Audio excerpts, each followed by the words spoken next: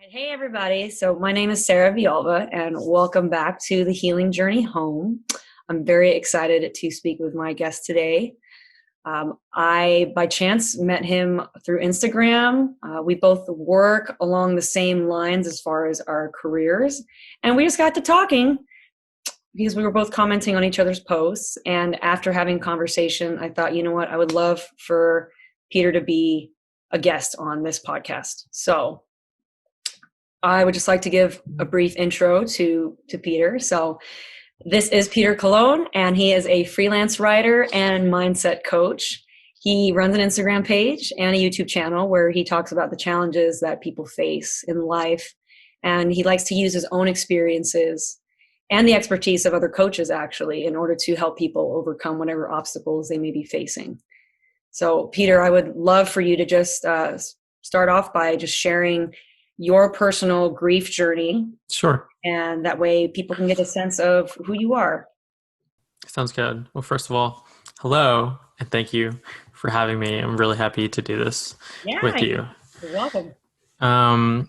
So as far as like my own journey and experiences with grief, I guess to start off, I lost my father now almost 2 years ago to cancer. And it was a really difficult experience, as you know, one knows. And for me, it was a pretty sudden one because my dad had a really aggressive form of cancer. And so this whole process went by really quickly. And so I know while some people might have experiences with grief where, you know, they're in the process of losing a loved one over the course of a long period of time, where someone is dealing with like a chronic kind of illness. Mine felt a little bit different. I think because of how rapid it seemed to be. And it felt like in a lot of ways I was always playing catch up with reality because as soon as I would, you know, be able to process something, there was like another thing thrown my way. And after I lost my dad, I was in a really bad place. I think throughout the whole process of him dying, I was at a really difficult mental place as well. And so it really only got worse after he had passed away because now I was dealing with what had previously been my biggest nightmare, in a sense. And I mean, really after just going through it, being at this really low point and dealing with the struggles that come alongside grief, like depression and dealing with regrets and things along those lines, I was finally able to make some changes in my life, to start taking my mental health seriously and using my dad's passing in a sense as fuel to kind of push me forward and to take my life seriously. And I think in a lot of ways, seeing my dad, who was previously a really healthy person, lose his life so suddenly provided me with some extra motivation to take life seriously and to make it worth living. I just want to commend you because I know, especially as someone who's also lost a parent and two parental figures, that our world can sometimes be turned upside down. Hmm. For you to have been able to pick yourself up and just start over and come from this place of like, I'm going to do something with my life and I'm going to make it even better and just do these amazing things. I'm just curious. So with that being said, who would you say you were before the passing of your father and versus who you are today? Yeah. So I think before and after it's a pretty kind of like stark contrast. I feel like a completely different person in a lot of ways today than I was before. I mean, going back further beyond like just way before like my dad's passing. I've always been the kind of person who like dedicates a lot of time to thinking about things, just like abstract kind of thoughts. I've just always been interested in that kind of stuff, but it never took like mental health kind of seriously. I never took personal development seriously. And I think in truth, it never actually occurred to me that people could actually actively shape their minds and their states of being, you know, through like different kinds of techniques or whatever. To me, it just like wasn't a thing. I didn't know that was even possible. And so before my dad's passing, I was the kind of person who didn't really live like with any purpose. I didn't really live very actively. I sort of, would just let life kind of pass me by. I was very unmotivated, and I felt like I wasn't playing a good role in my own life. And I think that as my dad's death approached, it became clearer to me that life was not permanent. Mhm. That eventually I would be going through something like my dad. That there would come a time where I would be forced to face my own sort of mortality, and it made me just question the person that I was before. Because if I only have one life and it's inevitably going to end, then am I doing a good job of the time that I have now? Am I doing a good job with the time that I've been, given? Because I looked at my dad and would see, that he would really do anything for some more time. And here I was with an abundance of it, and I was doing nothing with it.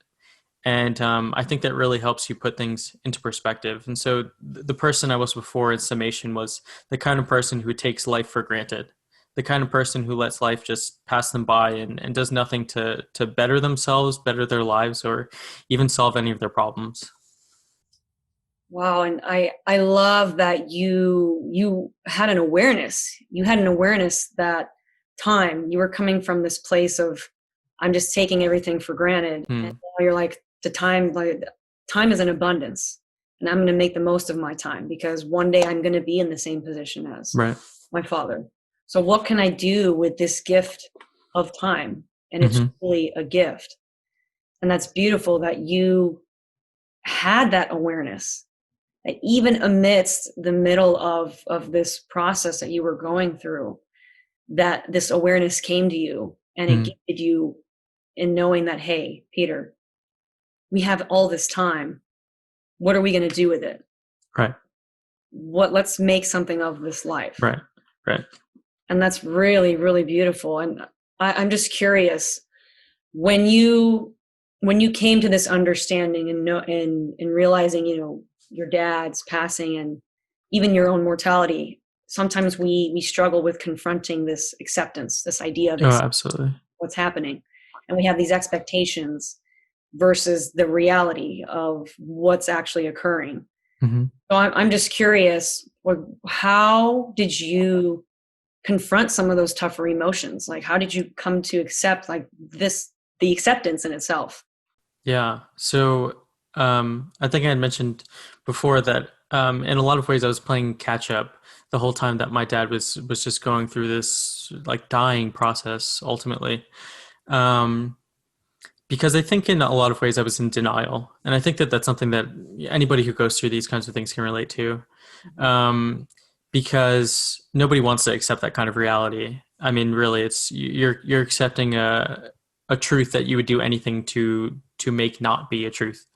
Um, and so throughout this whole process, like when my dad originally found out that he had cancer, it was stage one, and he just had like a relatively small tumor that was near his kidney, and so it seemed like things would be okay. That ultimately surgery would just resolve everything and it would be fine. And then the tumor started to grow really fast, right?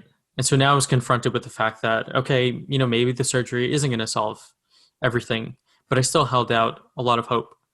And so when my dad did get his surgery, obviously my fingers were crossed like everybody else's that it would take care of everything and that, it was back to normal life now. He was fine.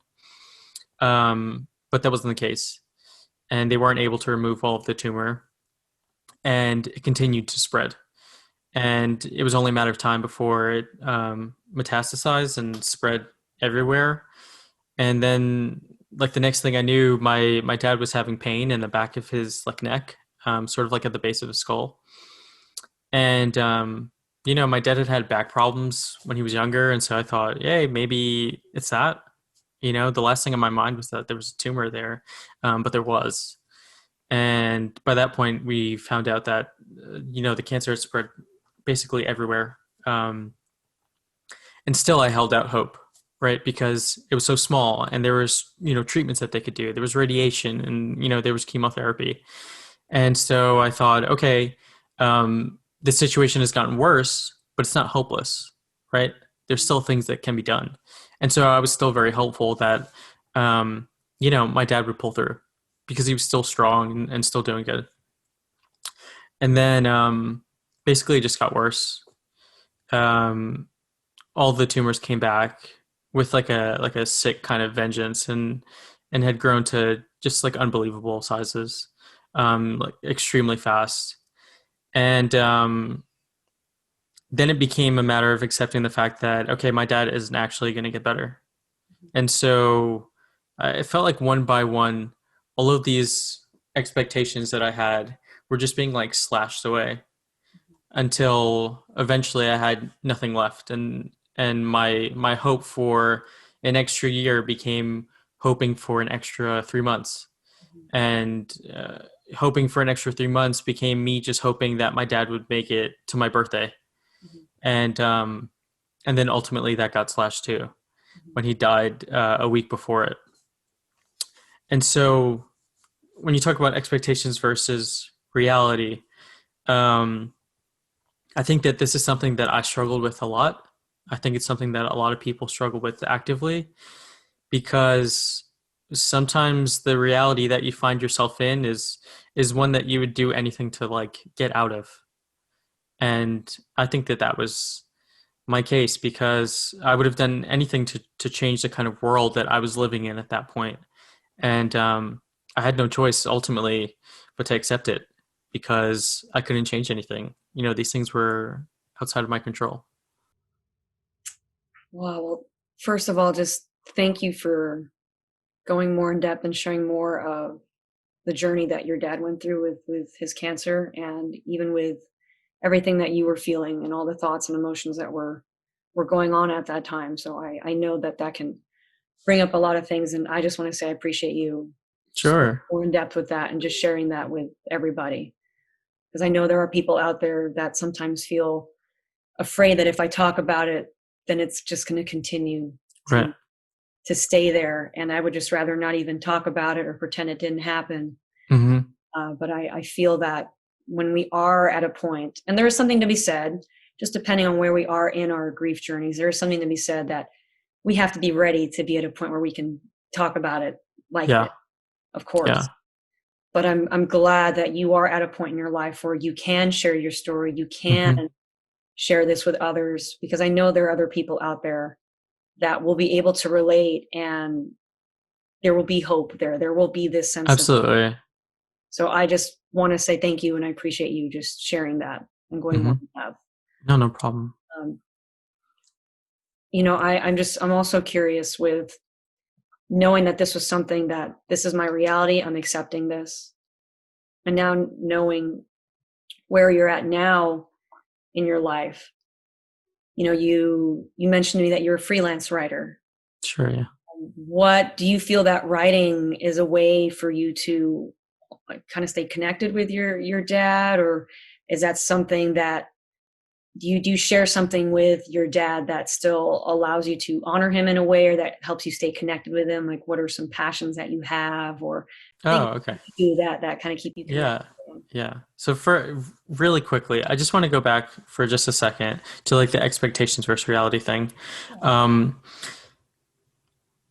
when I was in that situation, um, ultimately just having like my expectations kind of be like crushed one by one and being forced to confront reality, it affected me ultimately in a really positive way because even though at that time it was setting me up for consistent disappointment and sort of like gut wrenching heartbreak, it allowed me to realize that in the future I sort of needed to live in a more present kind of state because when you live in a world of expectations, you're sort of living in the future.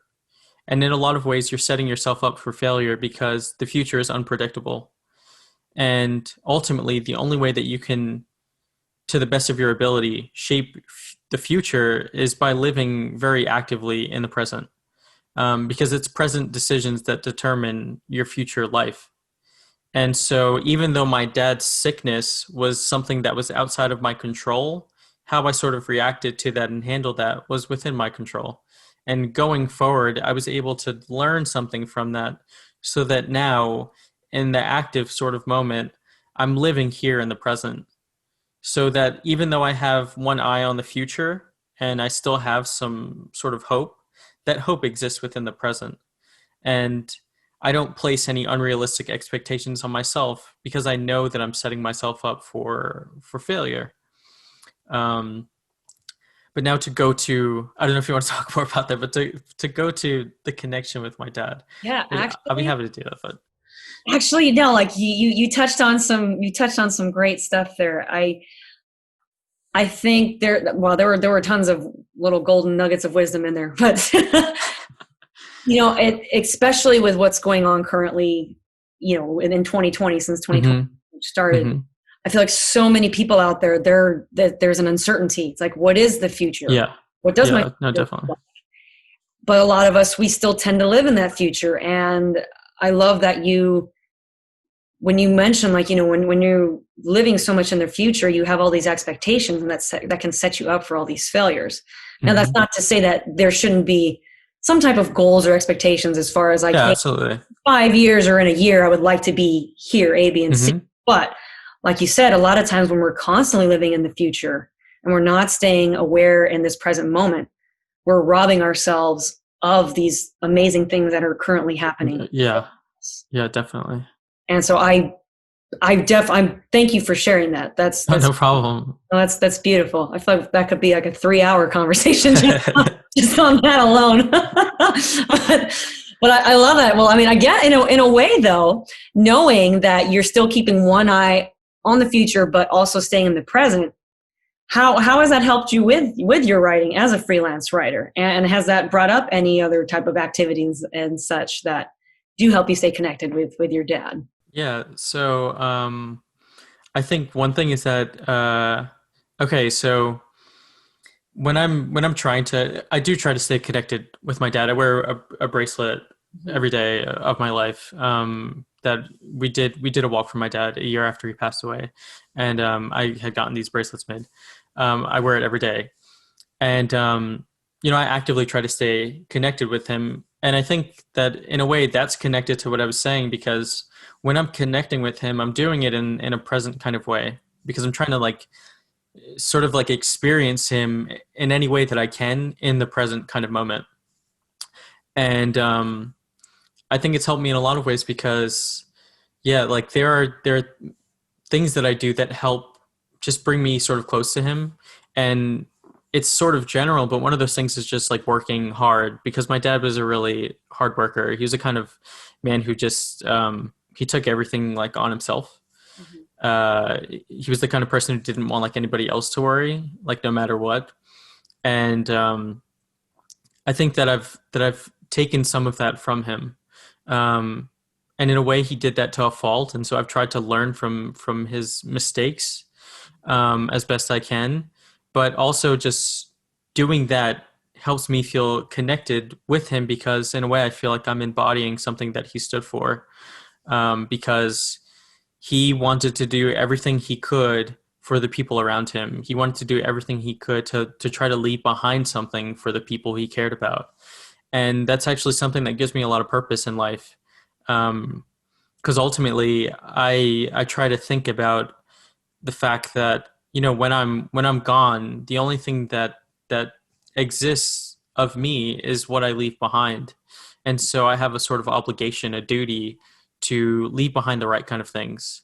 Be they physical or you know other, because you have impacts on other people. And the same way that my dad had a huge impact on me, I'm going to have, impacts on other individuals. And so um, that's something I try to do to keep myself connected to my dad, is just uh, think about what I'm leaving behind. And so I think writing is a good way to do that, because I think any creative medium allows you to put out pieces of yourself into the world. And in a way, it's like little breadcrumbs of you, and they're like breadcrumbs of like your soul or your mind, or something that you stand for. And if you care about leaving something behind and what you leave behind, then I think something like writing is a great way to do that, because it's just it's a good way to connect with other people. It's a good way to physically embody something that would otherwise only exist within your mind. Mm, I love that. I love that. And even you being in a place where you want to embody your dad's hardworking character. I feel like that's that is obviously one aspect of him that really resonated with you. It's like Right. I'm going to do that as well. That's how I saw my dad, and I want to take on that same while still being Peter, while still doing me. Right. And I love that with these creative mediums, whether it be in the form of writing or music, dance, art, whatever it may be. I love that you call it breadcrumbing, and it's like you're Mm. breadcrumbing parts of yourself. And for you to feel and have this awareness of like, yes, it's my obligation, and I feel like it's my duty to leave an impact Right. for those to come after me. I mean, that's really, really beautiful, because Thank you. you're thinking of everyone else around you while still being able to do something that you love. Mm. And that is such a selfless way of thinking, and such a selfless act in itself, because writing clearly resonates with you and it speaks to you and it brings you joy. But your writings, whatever you write, Hmm. that is obviously going to impact other people around you as well, because that's like sharing part of our soul. Yeah. I mean, and myself as a musician, I can relate to you on Oh that. yeah. When I write a song, then you're putting a piece of your soul into this creation. And I love that you have utilized writing as a way of putting out pieces of your soul that not only benefit your mental and emotional state and help you feel good about yourself, but also it impacts people around you. Hmm. And that's amazing. I'm just curious, as a writer, what are some of the things that you like to write about? What speaks to you?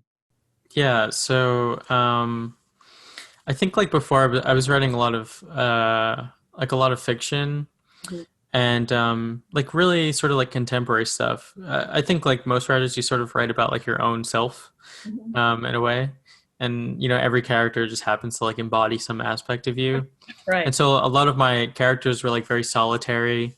They existed very much like within their own minds, and then, that was me, because I was a pretty solitary kind of person, and most of my life was spent in my own mind, doing like a lot of thinking. And so, interestingly enough, I'd say before my dad passed away, um, I think as a writer, I always had this idea that I was sort of inspired by like pain, right? Like I think with any creative medium, we look at like some of like the great, artists, and most of their, masterpieces come from a place of pain, of suffering, because it's such a strong emotion, and it almost like demands being externalized. And so if you're, a creative genius, then you get to externalize that into something, masterful. And I think a part of me sort of anticipated that I would have a similar experience. That when my dad passed away, I would experience something so devastating that I would have no choice but to externalize that in writing in a way that would ultimately take the shape of like a masterpiece of my own. Right. And when my dad passed away, that didn't happen. I tried writing, and I just consistently would draw a blank. Nothing that I wrote seemed even remotely good. And I think in some ways I felt like I had like cursed myself, because I had built up this expectation in my mind that I would be creating like a fictional, work of art, fueled by the passing of my dad. And ultimately, I couldn't write anything. Um, but then a little bit after that, when we had my dad's funeral, I was sort of like tasked with writing my dad's eulogy. And again, I was having difficulty. It seemed to me to be such an important task. Um, but then suddenly it just sort of came to me, and I did it. And when I read it in front of everybody, it felt like the most important thing I'd ever written, ever. By far the most important thing I'd ever shared with anybody. And I think that it sort of ties back with that whole expectations versus reality kind of thing, in that, what I expected was ultimately different from what actually happened. Um, but in a way, I sort of got what I asked for, and I was able to create something that actually meant the world to me. And that was being able to eulogize my dad in the best way possible. And so I'm really thankful for that, like truthfully, um, because it let me connect, and it let me utilize my skills and the thing that I cared about for someone that I cared about. And I think it just tied in so well. And so yeah, like today, maybe my writing is a little bit different than it was before, but I think I have that thing, that exists forever, the eulogy that I wrote, and then it permanently ties me to that. And I think a lot of ways for me, it's like my sort of masterpiece. Your grand opus. Your Yeah, yeah, That's, man, Peter, that's beautiful. I love that. Thank you so much for sharing that. no I problem. I understand. I understand where you're coming from too, because yes, Yeah, I there are so many creative geniuses out there, and as creative people, we think all of most of the songs that we like to listen to, they come from this place of pain, of yeah, there's a problem, and throughout the book or the article or the song or whatever, that maybe even through a dance, hmm, it goes through that struggle, obstacle, and there's so much healing that can come from that as well. And the fact that, before your father had passed, that there were these thoughts of like, I wonder if once he passes, if I'm going to have just that grand like masterpiece, you know piece of writing or article.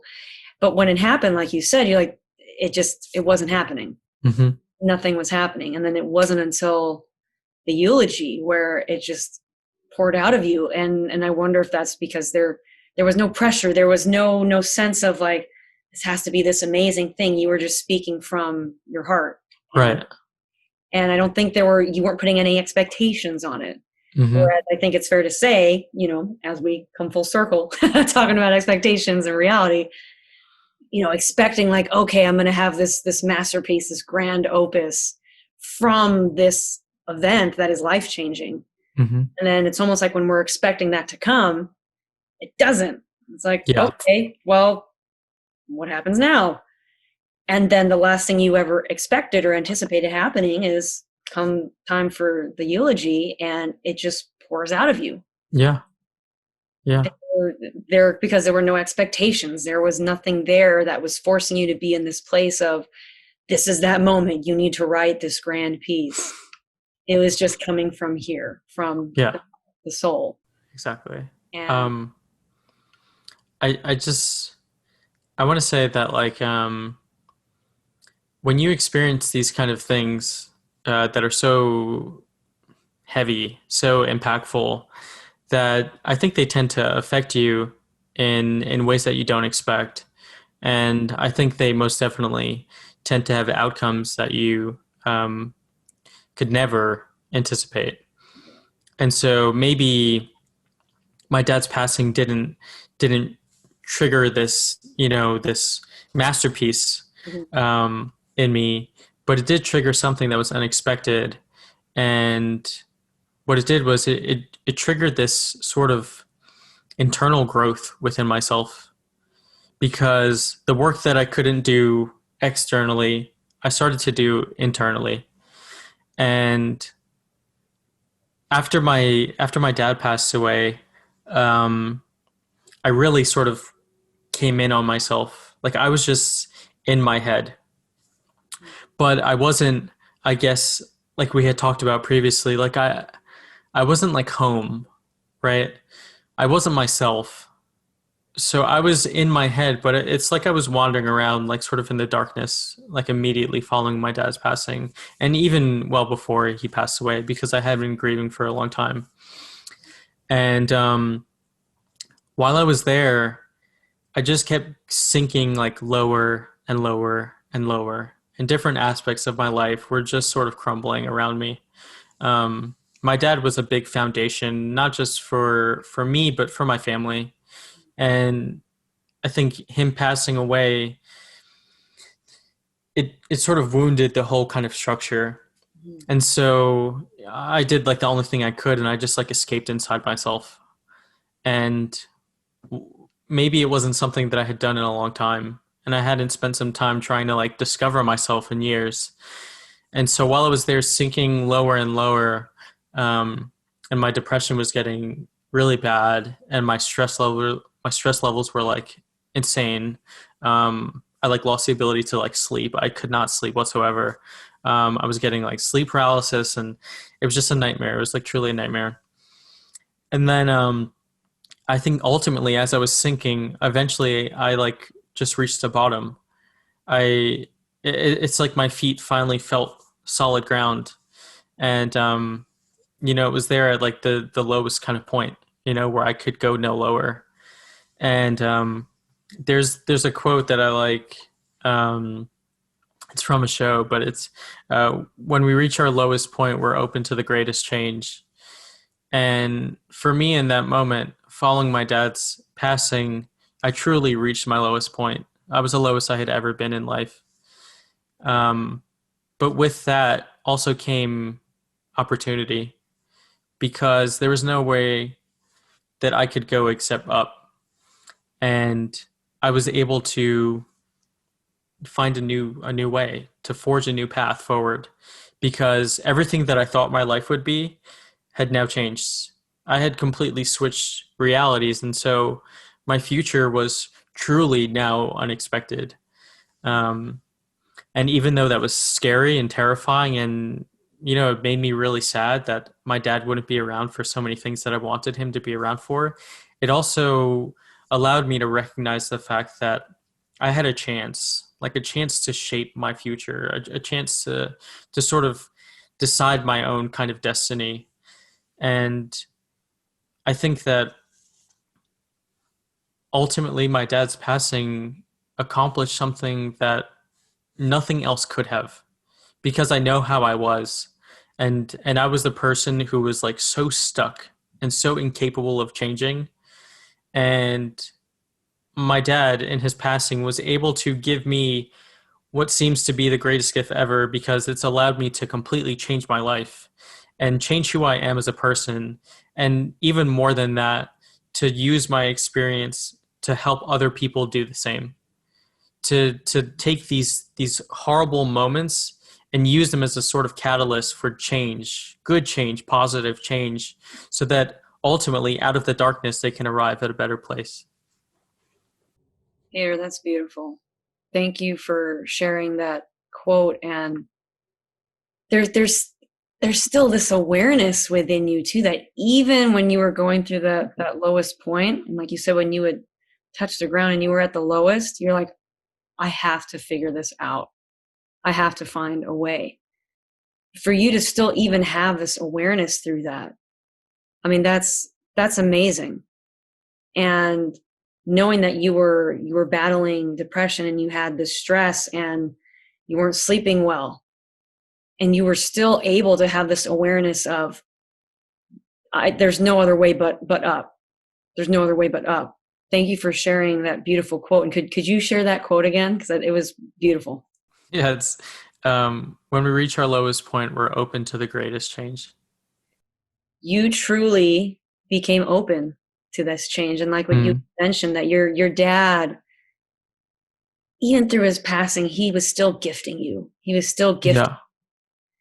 because you'd mentioned that you had been this person that was stuck and wasn't really capable of change, and it was through his passing as much as obviously you didn't want that to happen, but it was through that you still saw this gift that he was Hmm. gifting you, of helping you to see this change, to make this change within you, because you had hit this low point. But even Right. through that, you were still able to see that your father gifted you with this to help you change, to help you turn your life around, and to help you see that, yes, I want to be in a different place. I don't want to be here anymore. Right. And that's really beautiful. Just thank you Thank for you. sharing that. Thank you. That's, oh, like I'm getting emotional just, it's just It's, when you were I, talking about that. So I really appreciate you just making this time today to just share your story and share your insights. And, you said something earlier too about how the external growth and your internal growth, how you were trying to work that out and create this alignment. And you're like, okay, because you started going so inward. You're like, yeah. okay, I'm just going inward and it's just in, and I'm not really expressing it externally. I'm just going Hmm. deeper and deeper inward. And I'm just curious with going so inward, a lot of times that can put us in that place of feeling stuck. Hmm. And it doesn't allow us to move forward to do some of the things that we know we're capable of doing, that we want to do, that Right. gives us that joy and that energy. Hmm. So what would you say is something that you are now able to do versus before, while you were going through your grief journey, and even before your father passed, like something that you were so afraid to do, that you were stuck on, that you maybe didn't make a move towards, that now with you being gifted this ability to be able to move forward, break out of this inward hole, like what are you doing now that you're like, I'm not afraid to do this because I'm going to take Mm. life and I'm going to Mm. make this happen? Yeah. So I would say that it's very much in line with the whole going inward kind of process. And it also has a lot to do with what you said about people who go inward and end up actually feeling stuck. Yeah. I had mentioned that earlier in my life, I was always a sort of like reflective kind of individual. I was the kind of person who spent a lot of time thinking, but ultimately I was that person. I was the kind of person who was stuck. And the problem was that I was always able to see problems, to recognize problems, either around me or within myself, but I was never able to solve them. I think even one step further, I was scared to solve them Mm. because I think a lot of our biggest problems are scary. Yeah. A lot of times, our biggest problems require radical change, and change is scary already. Radical change is then even scarier, um, because when you change, you're sort of embarking on this journey into the unknown, Yeah. and I think humans naturally are just absolutely terrified of the unknown. We like what we know. We don't like what we don't. And um, what I'm capable of doing now that I wasn't before is solving my problems. And that's what's just allowed me to do everything, because it's such a valuable skill. It's something that's essential. Everybody faces problems, but I think only a few people are capable of solving them. And I know what it's like to have unresolved problems. I know the kind of effect that they have on you, and it's terrible, really. I mean, the more severe the problem, the longer it goes unresolved, the more you feel the effects of it. And it caused me to be, completely sleepless. It caused me to be extremely stressed. Um, but after the fact, I was capable of going down into like the sort of trenches of my mind and then working my way out of navigating it. And so much of that came from just learning how my mind works, learning how I work, and learning the best ways to handle my mind. I think I had mentioned before that, sort of like back in the day, I was Mhm. the kind of person who didn't take mental health seriously. I didn't, even consider something like personal development. I sort of felt like I am who I am, and that's it. There is no changing that. Neglecting the fact that I was shaped, I was conditioned.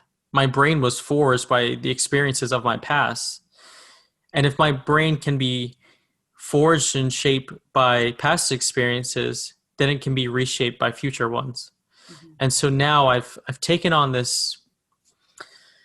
I don't know if it's identity, but I've taken on this state of being where I see problems in my life, and instead of shying away from them, I try to solve them now.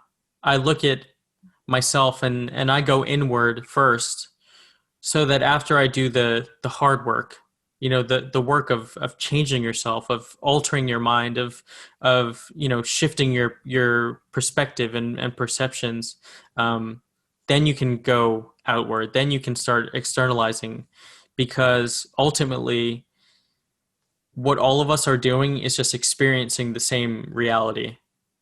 There's like this other quote. It's just, there is just what is, and ultimately reality is just what is. It's all about how we perceive it. Then it's all up to you and your mind and your thoughts, and who you are as a person, that controls how you experience that world. And so I think it's so important to go inward, because a lot of times we might look to external sources to point blame or to try to solve our problems for us, but ultimately it all boils down to ourselves, because we're the ones experiencing our own lives. And so it's up to us to shape those lives, and to identify those problems that exist within them, and then take it upon ourselves to solve them. And speaking of going inward and now being in a place where before, like I couldn't solve my problems, and now like no, I face them head on, Mm-hmm. ready for it, and I do my best to solve these problems. What about for those people who are scared to go inward? Because as you mentioned, you go into the trenches of your mind, Mm-hmm. you try to figure out how to make this work. What about for those people who might feel afraid to do that? Because, like you said, you get one again. Yes, change is definitely scary, but sometimes when we know that there are going to be certain things that we need to confront by going inward, that can scare us even more. Yeah. And so, what type of advice, I guess, would you say you have for those people who want to try this? They want to go inward, but it might scare them because they're afraid of what they might face. I'd say, like, how, like, if you break your nose, you have to get it sort of like snapped back into place, Yeah. because otherwise it'll never heal. Mhm. Um, I think going inward, it's sort of like that. You're broken, and sure, you can sort of maintain your state, right? You can maintain your broken nose, but it's not going to heal. And if it does heal, it's not going to heal right, and you're going to be scarred for the rest of your life. Um, but if you can get through the initial pain, and it's severe and it's hard to do, ultimately you allow yourself to then heal properly. It's a really big cliche, but there truly is a light at the end of every tunnel. And when you go inside yourself, when you start to deal with these really negative, difficult emotions, when you start to confront aspects of yourself that you've been, lying to yourself about, and I've been there, I've done it. I was never the person that I thought I was, Mhm. and when you go inside yourself, you have to do so with the intention of coming out better than you were when you went in. You have to go in there knowing that there will be a light at the end of that tunnel. You just have to keep pushing forward, and you have to go through everything that exists within that tunnel. You have to go through the terrible memories. You have to go through the regrets. You have to come face to face with the aspects of yourself that you hate. You have to come face to face with the emotions that you feel that you don't want to feel anymore. And I did it.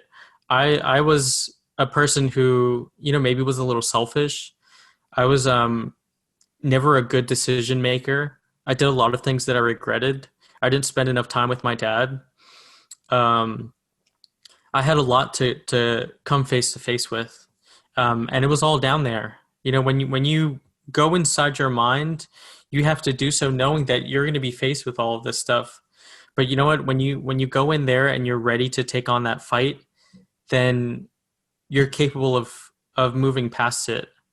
Because until then, all you're doing is just ignoring the problem, right? At the very most, you're slapping a band-aid on a giant wound, and that's not going to heal it. It's never going to do the trick.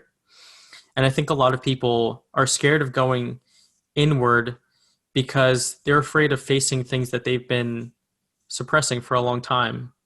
They're suppressing trauma. They're suppressing regrets. They're suppressing aspects of themselves that they don't like. Um, and, we talk a lot about positivity and being happy with yourself and feeling good about the person that you are. But the truth is, there are aspects of ourselves as people that are wrong, that suck, right? Nobody is perfect. No one is a saint. We all have aspects of ourselves that can be changed, that should be changed because they're bad, because they might hurt other people, because they might hurt us. And I think if you truly want to change, if you truly want to feel better, to come to a better place, then you have to be prepared to sort of do the dirty work. And it's an unfortunate truth that you have to go through this sort of grueling process, but by living with it, you're going through a grueling process anyway. And I'd rather go through 1 year of intense internal work, feeling immense pain and suffering, than spend the rest of my life feeling that way. Mm. You said a word that I think really should be the starting point, and that was intention. You said when you even start this work, or if you're even considering it, that intention has to be there. And I think there's a Yeah. lot to be said just in that one word alone. What is your intention by wanting to go inward? Mm-hmm. Yes, expect to come face to face with some of these darker parts of yourself. But what is the intention? Mm-hmm. Why are you wanting to do this work? Is it scary? Yes. But I agree. It's not even so much about, I think people, they want to try to get rid of it. And they're like, this isn't me and I don't Yeah. do this. And it's like, Yeah. what if you tried to actually become friends with it? What if you actually tried to understand why those feelings are there? Mm-hmm. Why this is causing this particular trigger? Why this is causing you to suddenly cower or just recede? Right. Because I would like to believe that there's a positive intention, even Mm-hmm. in some of these darker parts of ourselves, because we are trying to be at this place where we do feel this love, we do feel part of something, we feel part of a community. And of course, none of us wants to feel excommunicated or Yeah. feel apart from ourselves. Absolutely. I feel like there's something to be said in the intention. And you went in with this intention of knowing, like, yes, I'm going to confront a lot within myself that I may not necessarily like, that I know needs to be changed, that I Mm-hmm. know is not great, but I'd rather do that grueling work than to not even confront it and then live like that for the rest of my life. Yeah, exactly. Because if nothing changes, then nothing changes. Yeah. Whereas, yes, is it scary? Of course, there's going to be aspects that are scary. But if we go in with that intention, knowing like, hey, I know that there is going to be, as you said, this light at the end of the tunnel Mm-hmm.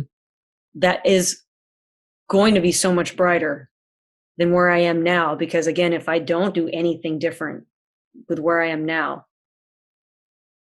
nothing's going to change. And Yeah. if it does change, I'm just going to sink even lower. Right. Whereas if there's even a chance that I can see some light, yes, are there going to be moments where I'm going to be confronted with aspects of myself that are scary? I'm going to do that. Mm-hmm. I'm going to do that. And I think there's something to be said about that. And you have such an awareness of all of this, even through the midst of that. And I think that's beautiful. Thank you. So I appreciate you sharing for those people who may be a little hesitant or have some trepidation going forward about, like I want to be able to confront those parts of myself, but how do I do that? It's so scary. And how do I go into those darker trenches of my mind? Because trauma is a scary thing. It's hard to, and I feel like where we can kind of almost give a facelift, so to speak, or like a makeover to this is, instead of trying to amputate that part of ourselves, how do we come to embrace it? How do we come to love it? And if we can't necessarily love it, then how can we really look at it from an outside perspective and learn to change it and reshape it and reform it. Because like you said, if certain parts of our past can reshape and change who we are, then we can still do that in the present as well. Yeah. But we can only do that if we confront those aspects of ourselves. Yeah, exactly. And like I know how hard it is, right? Because I went a long time without ever changing anything about myself. Right. And I knew that there were things about myself that I didn't like. I knew that I was making decisions that I didn't like. Um, I knew that I was like dodging my dad because I was scared that he was sick. I was scared to see him because he had, gotten really frail and really sick, and it was hard for me to face that. Like I knew it in the moment and I wasn't able to do anything about it. Right. And so I know what it's like to be incapable or to feel incapable of making these changes. I know what it's like to feel incapable of going through this process of changing, of healing, of all this stuff. But I think that another cliche, but if I can do it, then anybody can, because I wasn't somebody who even cared about this stuff. I didn't care about changing, right? As much as I might have hated certain aspects of myself, I fully accepted it as being just who I was. I never for a second even invested much thought into thinking that I could be something other than what I was in that moment. And yet I was capable of going through this process of learning, of doing the work, of going inside myself and embracing change, going in there with the intent to change, with the intent to come out a better person. And ultimately I was able to do that. And so I think if I can just say anything to people, it's that life gets better. You just have to want it to get better. And even more than that, you have to, we all want life to get better. Right. So maybe what I should say is life does get better, but you just have to make it better.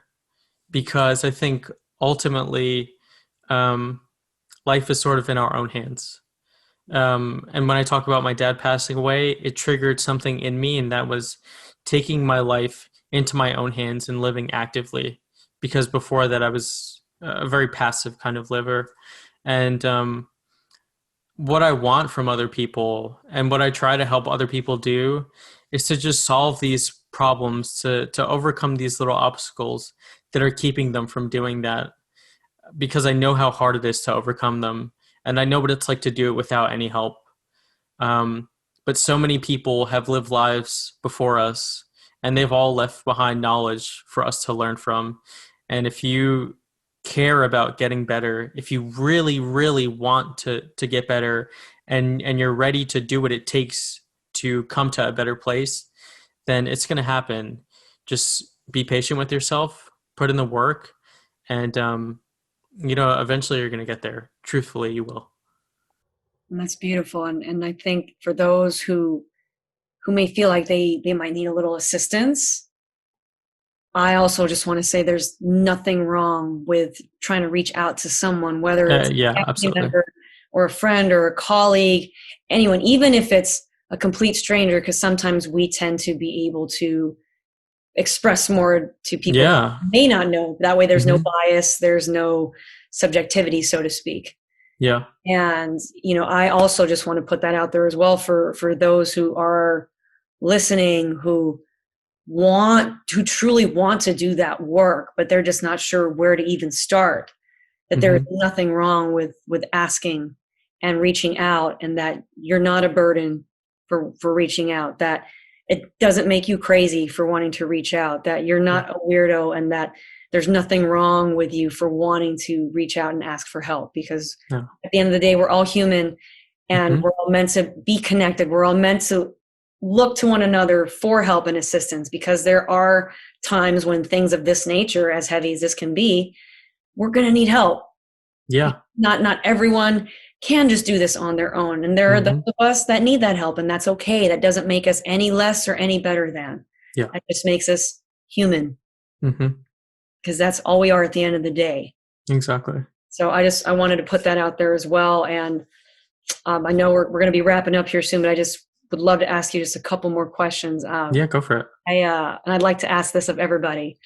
So this is the healing journey home, and I would just love to know, like, what does coming home to yourself mean to you? Hmm. For me, I think it means coming to a place where you sort of know who you are, coming to a place where you're capable of accepting who you are, and really like loving yourself, allowing yourself to make mistakes, allowing yourself to fail, and understanding that it's all just part of the human experience. Because I think a lot of us spend our lives not feeling that way. A lot of us spend our lives hating ourselves, um, feeling sorry for ourselves, blaming the universe or God or whoever it might be for putting us through, these really difficult kind of experiences. But when you're capable of finding your way home, it feels safe and it feels comfortable, and you feel like you are where you're supposed to be, because that's sort of what home represents. That's what makes something home, right? Because when you're there, you feel like you're exactly where you're supposed to be, and it's hard to get to that place as an individual, and it's hard to get there mentally. But you know, just keep walking along that path, and eventually you'll see it come into vision, right? Like you'll be able to see it, and it'll get a little clearer about how you can finally get there, and eventually you do get there, and you know when you're there because you just feel a lot better than you used to. Just trust the process, trust the Yeah, absolutely. on. And I think it's fair to say that it's always when we're on the verge of giving up or turning back, like right when we're about to have that breakdown, that's when we have those light bulb moments and Yeah. breakthroughs happen, and it's the ahas, and it's the, oh, okay, thank you. Yeah, This is what exactly. I'm waiting for. Okay. Hmm. But no, thank you for sharing that, and for anyone that is listening, if they want to get into contact with you and just want to know more about you, I would love for you to, have your social media handles, whatever you'd like to share with everyone, Yeah, and sure. I will post them, and I will mention that here within this series. That way, if anyone would like to get a hold of you and just talk to you more, they can do so. I think like the best way to get in touch with me is just through my Instagram. Um, it's at Grow with Peter. Mhm. Um, and definitely feel free to reach out. Like I genuinely love when people reach out to me, and I'm always happy to get on a call with somebody to exchange advice or anything with other people, because I think I know what it's like to be alone, and I know what it's like to go through things alone, and yeah, I don't want other people to have to do that if it can be helped. And people are definitely stronger together than they are apart. Mhm. Um, so yeah, feel free to reach out to me, and if you're going through something and you want a little help, then I'm happy to be there for you. Beautiful, and especially since we're both in the coach space as well, we're all about just wanting to serve everyone at the highest level Yeah, possible absolutely. can. So, thank you for sharing your social media handle. That would be great. Thank you for doing that. And is Mhm. there anything else that you would like to just say before we do our little send off here? No, just thank you for having me on. Um, I think it's really helpful to talk about these kinds of things. It's helpful for me too, right? Like I'm talking here, trying to give people advice or show people that there's hope. But really, I feel like it's almost therapeutic for me too, because when you go through these things, when you remember things, when you work through them, you start to realize even more about yourself. And every time I do a talk with somebody, I feel like I come away with something new.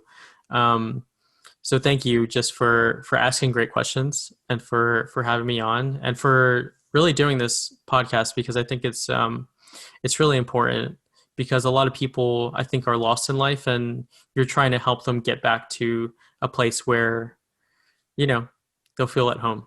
So Thank you, Yeah, Peter. I appreciate that. And just thank you for making time today no to problem. share your experiences, your personal grief journey, and who you were before and after, and just all of your insights. Like, that they've been beautiful. And so I just want to say I Thank appreciate you. it as well. And Thank you. just thank you so much. No problem. All right, guys. Well, I hope you enjoy this.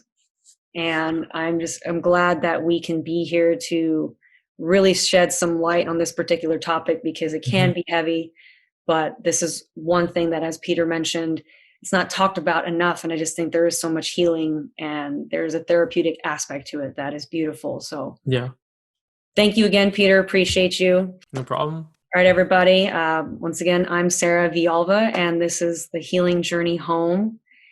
And I just want you all to know that you can always go back home, because you are your home, and the healing always starts with you. All right, everybody. Take care.